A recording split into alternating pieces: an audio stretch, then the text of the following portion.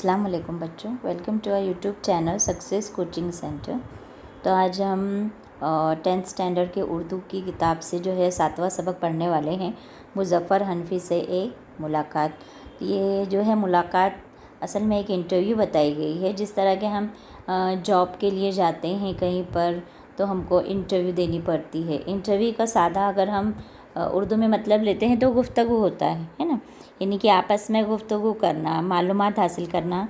तो इसमें भी जो है इसी तरह इंटरव्यू बताई गई हुई है हमको, गुफ्तगू की हो रही है दो लोगों के बीच में। तो हम देखते हैं कि मुज़फ़्फ़र हनफ़ी से एक मुलाकात इस सबक में किस तरह इंटरव्यू के ज़रिए मालूमात दी गई है। तो पहली बात में हमको बताया गया है कि आम तौर पर मुलाजिमत हासिल करने से पहले इंटरव्यू देना होता है। इस लफ्ज़ के आम मायने है आपसी गुफ्तगू। इस किस्म के इंटरव्यू के ज़रिए अदारे और कंपनियां काबिल अशख़ास का इंतखाब करती है, यानी कि जो कैपेबल होते हैं उस जॉब के लिए उन्हें जो है वो जॉब पर रखा जाता है। ऐसे इंटरव्यू में मुलाजिमत के उम्मीदवार शख्स की आम मालूमात, अहलियत यानी उनकी कैपेबिलिटी, उनमें क्या जो है वो काबिलियत है, ज़हनी इस्तेदाद और शख्सियत का अंदाज़ा लगाया जाता है। उनके IQ वगैरह का भी टेस्ट किया जाता है। इंटरव्यू की और किस्म है जिसके ज़रिए किसी अहम शख्सियत के कारनामों का तारुफ हासिल करने के अलावा उसकी शख्सियत और अंदाज़े फ़िक्र से वाक़फ़ियत हासिल की जाती है। इसका ताल्लुक़ मुलाजिमत से नहीं होता। इस किस्म के इंटरव्यू से हमें किसी शख्स के ख़यालात, ज़हनी रुझानात और शख्सियत का अंदाज़ा होता है।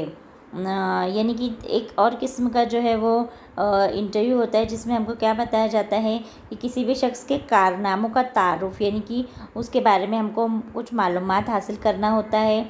उससे हमको क्या पता चलता है कि उसकी शख्सियत क्या है, उसके जो है वो अंदाज़े फ़िक्र, उसका नेचर, इसकी भी हमको मालूमात होती है। एक अलग किस्म का ये इंटरव्यू होता है। इस किस्म के इंटरव्यू से हमें इस शख्स के ख़यालात, ज़हनी रुझानात और शख्सियत का अंदाज़ा होता है। इंटरनेट की सहूलत के सबब इंटरव्यू की कई किस्में वजूद में आई हैं। इंटरव्यू में समाजी, सियासी, अदबी और इल्मी और दीनी मौज़ूआत पर गुफ्तगू की जाती है ना। तो जिस तरह के हम जानते हैं कि आजकल माशाल्लाह तरक्की का दौर है, तो इसमें पहले ज़माने में सिर्फ एक किस्म की इंटरव्यू होती थी जो जॉब इंटरव्यू होती थी। आजकल ऐसे बहुत सारे इंटरव्यूज़ है तो जो सिर्फ जॉब के लिए नहीं, जो जैसे कि कोई एक प्लेयर है, चाहे वो कोई भी फील्ड का हो, उसके बारे में अगर हमको ज़्यादा से ज़्यादा नॉलेज लेनी है या हमको उसकी जो है वो मालूमात पेपर में या किताबों में छपवानी है तो भी जो है हम उसका इंटरव्यू लेते हैं। या कोई शख्स बहुत ज़्यादा कामयाब हो जाता है तो उसके बारे में, उसकी ज़िंदगी के बारे में इंटरव्यू लेकर हम उसके जो है वो मालूमात जो है दूसरे लोगों तक पहुंचाते हैं। यानी कि इंटरनेट ने जो है वो आज इतना, मास मीडिया ने इस कदर जो है वो हर चीज़ को जो है वो ये कह सकते हैं कि हर घर में पहुंचा दिया है। तो इसकी कई किस्में हैं, सिर्फ एक किस्म का इंटरव्यू नहीं है। यहाँ पर जो इंटरव्यूज़ हैं ऐसी बहुत सारी किस्म के इंटरव्यूज़ के बारे में बताया गया है, तो जो सिर्फ जॉब से रिलेटेड नहीं है। ठीक है। रिसाले, वीडियो कॉन्फ्रेंसिंग और टेलीफ़ोन इंटरव्यू के अहम ज़राए हैं। बिलमशाफ़ा गुफ्तगू के अलावा सवालनामे के ज़रिए भी इंटरव्यू की जाती है। जिस तरह के तुम लोगों को अभी 10th स्टैंडर्ड में जो है वो तहरीरी महारत, राइटिंग स्किल जो पेपर तुम्हारा होगा तो उसमें पैसेजेस के अलावा, ग्रामर के अलावा राइटिंग स्किल रहता है। यानी कि तहरीरी महारत में तुमको लेटर्स लिखने होंगे, कंपोजिशंस लिखने होंगे।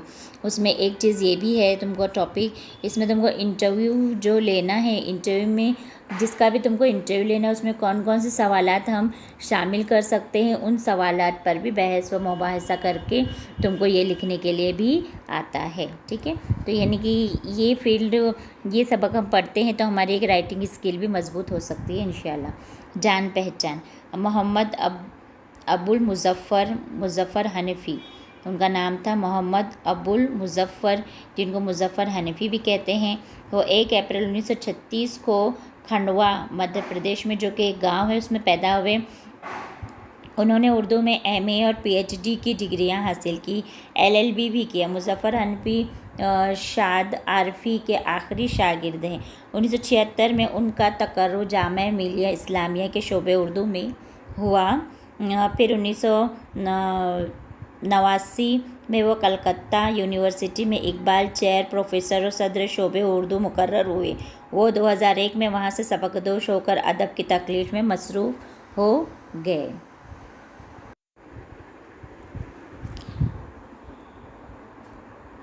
80 से ज़्यादा किताबों के मुसन्निफ़, मुरत्तब व मुतरजिम मुज़फ़्फ़र हनफ़ी ने उर्दू की मुख्तलिफ़ असनाफ़ में तबाह आज़माई की। उन्हें कई अकेडमियों और अदारों से इनामात मिल चुके हैं। यानी कि उन्होंने 80 से ज़्यादा किताबों को जो है वो लिखा है, तर्जुमा किया है, तो उन्हें जो है वो कई अकेडमियों ने जो है इनामात से भी नवाजा है माशाल्लाह। पानी की ज़बान, कुछ किताबों के नाम यहाँ पे: तीखी गज़लें, खुलजा सिमसिम, तिलस्म शख्सियात, नक़द रेज़े, तनक़ीदी अबआद, शाद आरफ़ी, शख्सियत और फ़न, इनकी चंद अहम किताबों के नाम हैं। तो ये हमने देखे थे इनकी जान पहचान में क्या क्या चीज़ें बताई हुई है। अब आगे हम जो है वो इंटरव्यू की शुरुआत करते हैं। जो है इसमें बताया हुआ है, सबसे पहले है मुलाक़ाती। अपनी ज़िंदगी की इब्तिदाई हालात से मुताल्लिक़ कुछ बताइए। मुज़फ़्फ़र हनफ़ी के सामने जो मुलाक़ात यानी कि जो इंटरव्यू लेने वाले शख्स को मुलाक़ाती नाम दिया गया। ठीक है, तो मुज़फ़्फ़र हनफ़ी क्या कह रहे हैं अपने बारे में, कुछ अपनी ज़िंदगी के मुताल्लिक़। अब ये मुज़फ़्फ़र हनफ़ी कह रहे हैं, मेरा बचपन, लड़कपन और जवानी सभी गुर्बत व इफ़लास और समाजी बेइंसाफ़ियों का मुकाबला करते हुए गुज़रे हैं। मुख्तसरन अर्ज़ है कि मेरा प्राइमरी और मिडिल स्कूल का ज़माना इंतहाई उसरत में बसर हुआ। इंतहाई उसरत में यानी का उसरत का मतलब होता है गुर्बत में, गरीबी में बसर हुआ था, यानी गुज़रा था। वालिद साहब खंडवा में प्राइमरी स्कूल के टीचर थे, उनके अब्बू। वालिदा 3 बेटियों और 1 बेटे के साथ आबाई वतन हसवा फ़तेहपुर में रहने पर मुसर थी। यानी कि उनकी जो है वो अम्मी जान जो है वो कहाँ पर रहती थी, फ़तेहपुर में रहती थी। खंडवा से 10 रुपये का मनी ऑर्डर हर महीने आता था, जिसमें हम 5 नफ़र महीने भर तंगी तरशी में बसर करते थे। 5 नफ़र यहाँ पे जो है देख रहे हैं आप, यहाँ पे 5 नफ़र का मतलब है शख्स, यानी इनके घर में कुल 5 लोग थे। जैसे 3 बेटियाँ, 1 बेटा, 4 और उनके अम्मी जान 5। उनके अब्बू जो है वो खंडवा से हर महीने 5 जो है वो मनी ऑर्डर में 10 रुपये वो 10 रुपये भेजा करते थे, जिसमें 5 लोगों का गुजारा है जो है बड़े ही तंगी से होता था। ठीक है, इसके बाद बताया हुआ, इस इफ़लास के ज़माने में मिडिल स्कूल यानी प्राइमरी के बाद की जो ज़माने का स्कूल है उसको मिडिल स्कूल कहा गया है। स्कूल के इम्तिहान में बोर्ड के 25 मुमताज़ तलबा की फ़हरिस्त में मेरा नाम भी तीसरे मकाम पर था। यानी कि टोटल जो है वो उस ज़माने में जो है वो 7th स्टैंडर्ड में बोर्ड हुआ करता था। तो जो है वो 7th स्टैंडर्ड में जब वो थे तो बोर्ड था, तो टोटल जो 25 मुमताज़ यानी कि स्कॉलर्स जो सबसे ज़्यादा जिन्होंने नंबरात हासिल किए, उसमें जो है वो मुज़फ़्फ़र हनफ़ी जी का नाम तीसरे नंबर पर था। इस दौरान वालिद साहब मुलाजिमत से सबकदोश हो गए, यानी कि उनकी मुलाजिमत से वो हट गए, निकल गए। मैं 1952 में कानपुर चला गया, 1952 में वो कानपुर चले गए, जहाँ बहुत तकलीफ़ें झेल कर 2 बरस तक मुलाजिमत की तलाश में भटकने और नाकाम रहने के बाद भोपाल में मिडिल स्कूल में उनको जो है वो नौकरी मिल गई। तकर्रुर दूर दराज के जंगली और दलदली इलाके में हुआ। तकर्रुर मीन्स उनको जो नौकरी मिली, जो उनकी शिफ्टिंग थी नौकरी की, वो कहाँ पर थी, जहाँ का इलाका जो है जंगली और दलदली इलाका था, वहाँ पर उनकी जो है वो पोस्टिंग हुई थी। तब देखते हैं कि आगे क्या बताया गया है। मुतासब और तंग नज़र अफसरों की ज़्यादतियों के ख़िलाफ़ एहतजाजन 3 बरस बाद मैंने इस्तीफ़ा दे दिया। तो जो है वो मुतासब यानी कि उनसे तासुब करने वाले, और तंग नज़र थे यानी कि उनको बर्दाश्त नहीं करने वाले कुछ अफसर थे जो जिनसे उनकी नहीं बनी, उन्होंने बहुत ज़्यादा ज़्यादतियाँ की। इसलिए जो है वो 3 बरस उन्होंने कैसे कैसे गुजारा और आखिरकार वहाँ से इस्तीफ़ा दे दिया।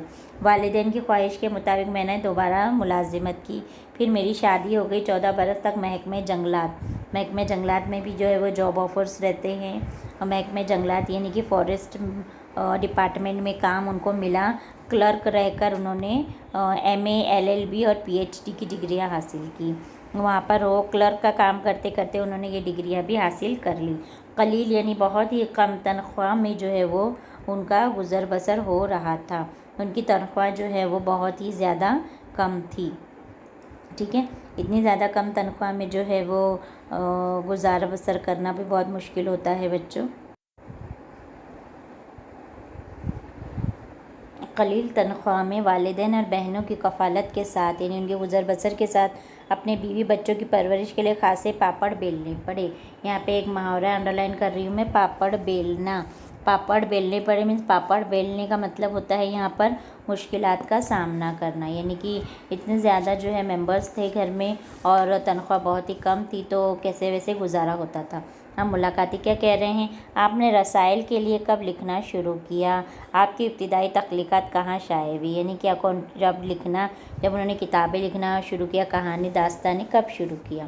مظفر حنفی اب تک تو صرف انہوں نے پہلے تو انہوں نے ٹیچر کے لیے سروس کی، اس کے بعد انہوں نے ایز اے جنگلاتی ڈپارٹمنٹ میں کلرک کا جو ہے وہ عہدے پر کام کیا۔ تو انہوں نے لکھنا کب شروع کیا؟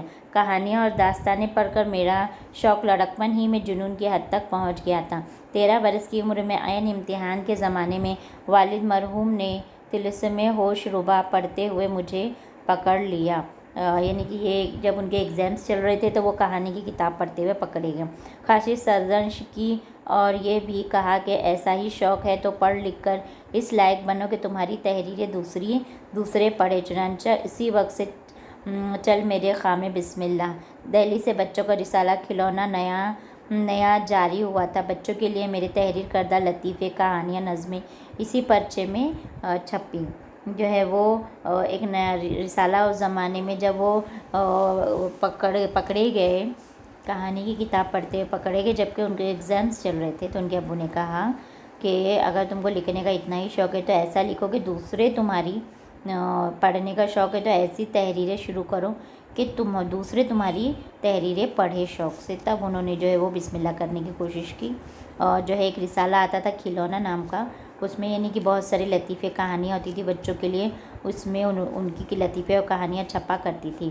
پھر اس میں انہوں نے پھلواری، ٹافی، کلیاں، دوست اور ہندو پاک کے دوسرے بچوں کے رسالوں کے لیے میں نے خوب لکھا۔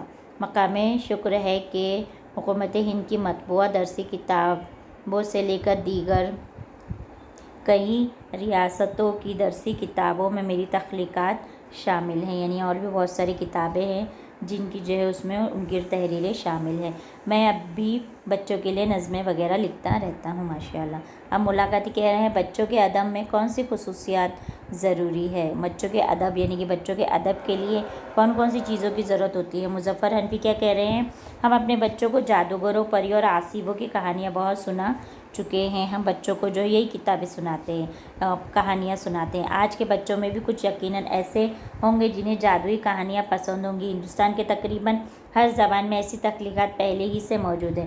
آج بچوں کا ادب تخلیق کرنے والوں کو اپنے موضوعات اپنے آس پاس کی زندگی کے مختلف گوشوں سے منتخب کرنے ہوں گے، جن میں میرے بیان کردہ مسائل یا ان سے ملتے جلتے ہزاروں دوسرے مسائل شامل ہیں۔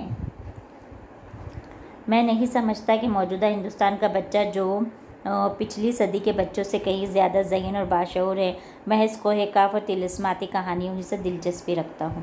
یعنی ان کا کہنا ہے کہ پہلے کے زمانے کے بچے جو جادوگر کی، پریوں کی کہانیاں سننا ہی پسند کرتے تھے، لیکن آج کل کے بچے ان سے ماشاءاللہ زیادہ ذہین ہیں، زیادہ باشعور ہے، تو یہ آج کل کی جادوئی کہانیاں پسند کرتے ہیں، جو کہ اور بھی ان سے کہیں آگے کی کہانیاں وہ پسند کرتے ہیں، جو کہ پچھلے صدی کے بچوں میں جو ہے اتنا یہ نہیں تھا، شعور نہیں تھا، تو صرف وہ جو سناتے تھے اسی پر جو ہے وہ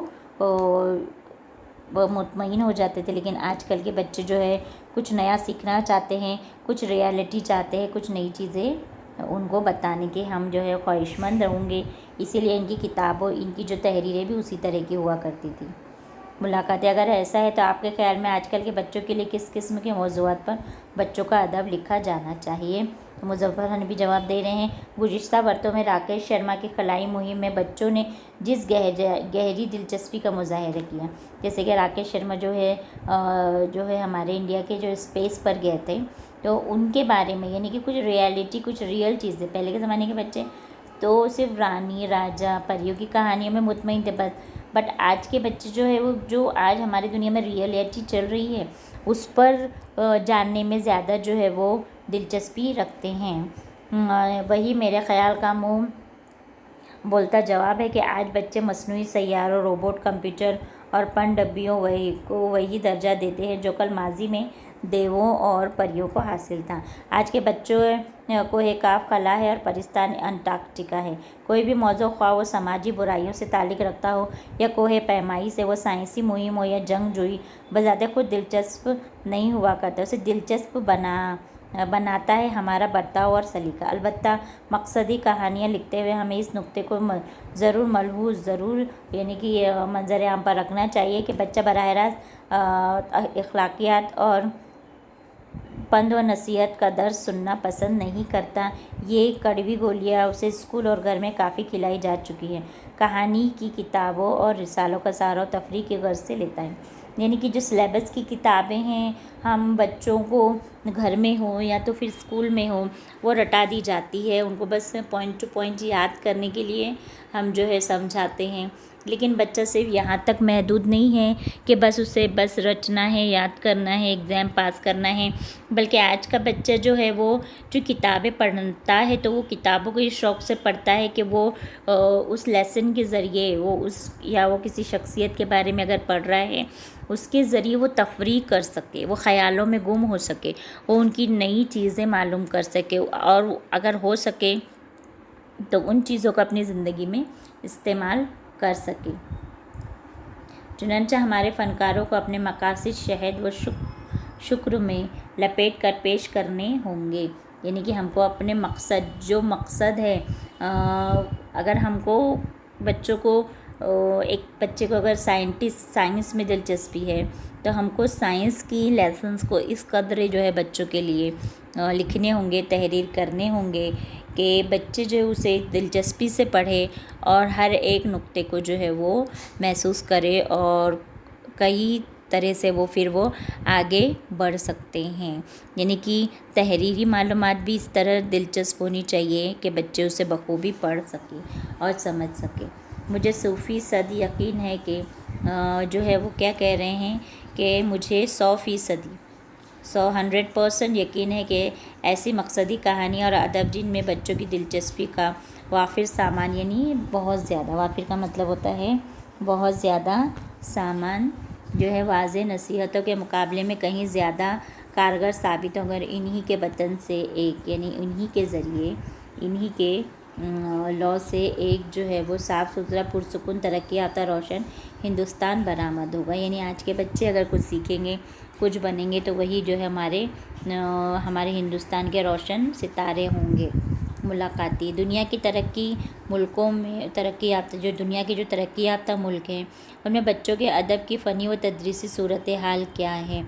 ترقی یافتہ ممالک ہمارے امریکہ ہے، لندن ہے،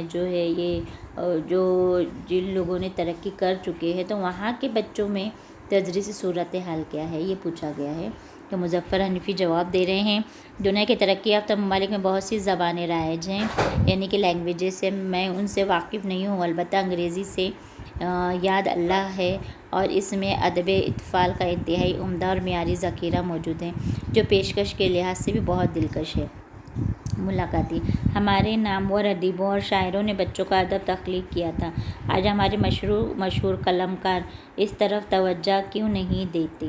یعنی کہ ہمارے وہ پرانے زمانے کے ادیب اور شاعر تھے وہ بچوں کے ادب کو تخلیق دینا چاہتے تھے، لیکن آج کے ہم کہانی اسٹوریز یہ کتابیں دیکھ رہے ہیں بچوں کی، ان میں کہیں پر بھی وہ ادب کو تخلیق دیتا ہوا نظر نہیں آ رہا ہے، ایسا کیوں؟ یہ پوچھا گیا ہے۔ تو مظفر حنفی اس کا جواب دے رہے ہیں کہ کوئی ایسا شاعر نہیں جس نے بچوں کے لیے ادب تخلیق نہ کیا ہو۔ میر سودا وغیرہ کے علاوہ غالب نے تو بچوں کے لیے قادر نامہ بھی لکھا ہے، ان کے بعد اقبال کو لیجیے، اقبال نے بچوں کے لیے کتنی اچھی نظمیں لکھی ہیں۔ آگے چلیں تو فیض، کرشن چندر اور عصمت چغتائی ہیں، پھر حافظ جالندھری، احمد ندیم قاسمی، مرزا ادیب، قرۃ العین حیدر کے نام مجھے یاد آ رہے ہیں۔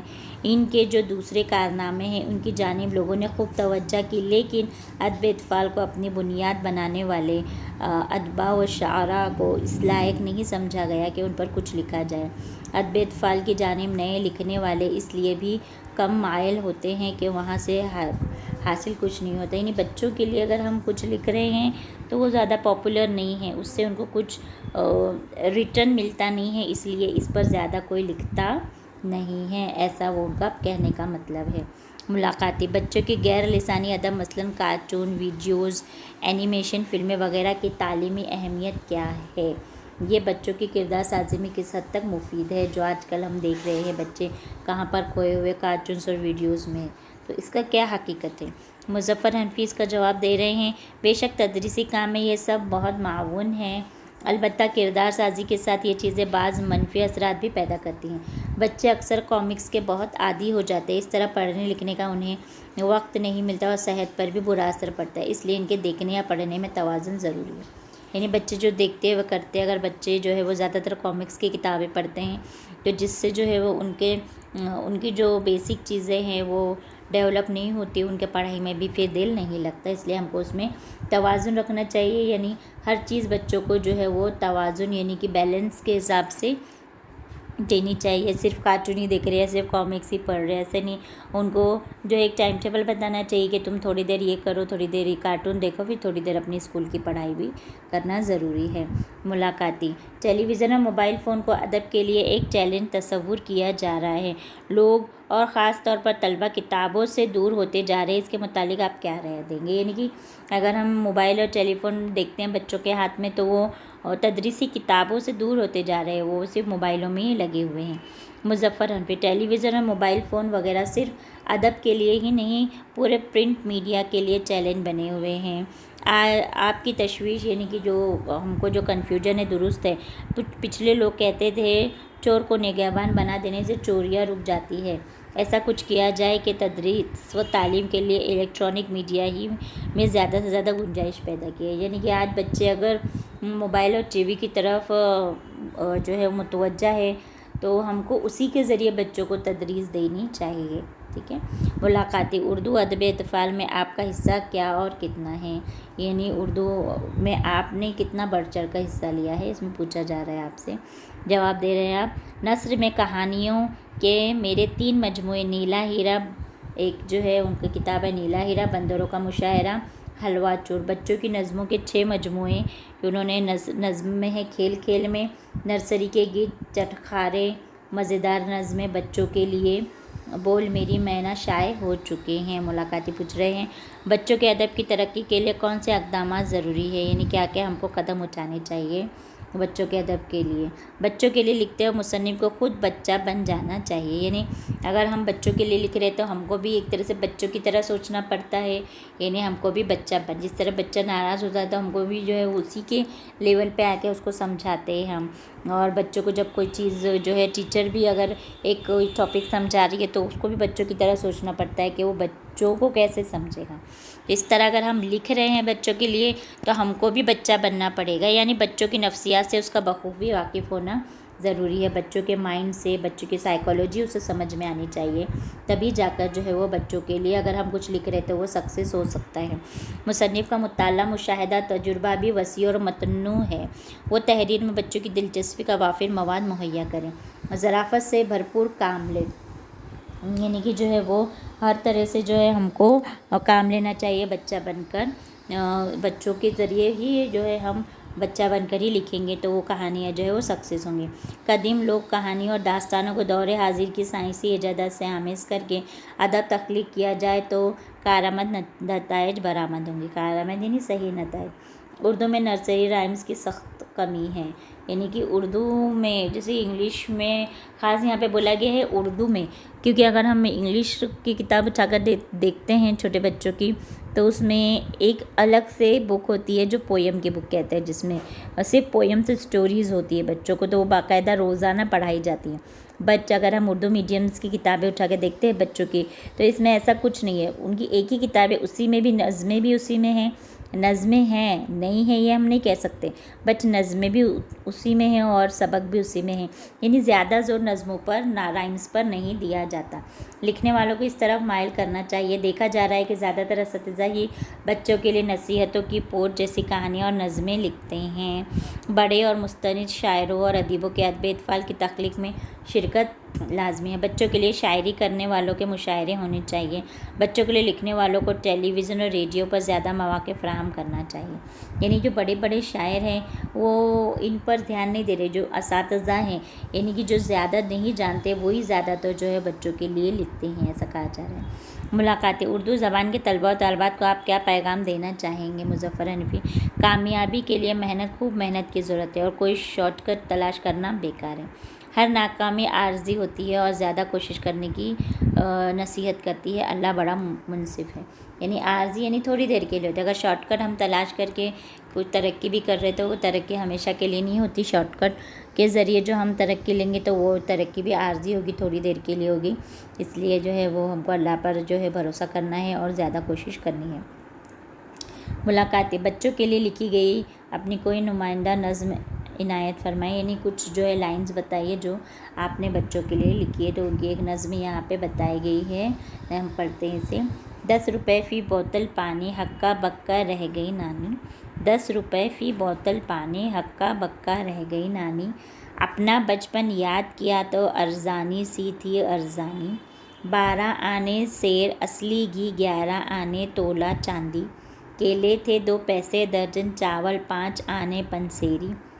बाइस्कोप टिकट 1 आना, 1 अठन्नी का पाजामा। स्कूल में फ़ीस नहीं थी, कॉलेज 2 रुपये महाना। नाना की तनख्वाह जो पूछी, कल 45 रुपया निकली। 45,000 के लगभग पाते हैं अब्बू और अम्मी। तो ये जो है इनकी एक नज़्म की कुछ लाइनें हमको यहाँ पे दी हुई है जो हमने पढ़ी। बहुत ही प्यारी लग रही है पढ़ने में। अगर हम इसको राइम से पढ़ेंगे, अगर इसको हम म्यूज़िक से पढ़ेंगे तो और भी प्यारी लगेगी। तो ये था हमारा सबक जिसमें कि जो है पूरी तरह से एक इंटरव्यू के ज़रिए जो है वो बताया गया है कि किस तरह बच्चों के जो है आज बच्चों में तरक्की के लिए हमको क्या क्या करना चाहिए। इंटरव्यू दी गई बट अगर समझना है तो इसमें पूरी तरह से बताया गया है आजकल के मुसन्निफ़ और किताबें जो छपती है उसमें किस तरह के मज़ामीन बच्चों के लिए होने चाहिए। ख़ासकर उर्दू लैंग्वेज पर जोर दिया गया है। वैसे तमाम लैंग्वेजेस वाले भी इसे फॉलो कर सकते हैं कि किस तरह हमको किताबें लिखनी है और आजकल के बच्चों के हिसाब से उनको किताबों में क्या चाहिए, क्या पढ़ना पसंद करते हैं और वो किस चीज़ से दूर जा रहे हैं, है ना। तो इस कदर जो है बच्चों को मद्देनज़र रखते हुए ये पूरी जो है वो हमको सबक बताया गया है। तो उम्मीद करती हूँ बच्चों आपको जो है वो ये सबक जो है वो अच्छे से समझ में आ गया होगा। इसमें कोई डिफ़िकल्टी है तो आप कमेंट करके हमको बता सकते हैं। अगर अब तक आपने हमारा चैनल सब्सक्राइब नहीं किया है तो बच्चों आप सब्सक्राइब कीजिए और हमारा वीडियो अच्छा लगा हो तो इसे अपने दोस्तों में शेयर कीजिए, ठीक है। तो अपना ख़याल रखिए और जो है हमारी और भी बहुत सारी वीडियोज़ है आप लोग देख सकते हैं। अब फ़िलहाल जो है वो 10th स्टैंडर्ड के बच्चों की छुट्टियां हैं बट दिन में फिर भी 2 घंटे निकाल कर आपको पढ़ाई करनी है, ठीक है।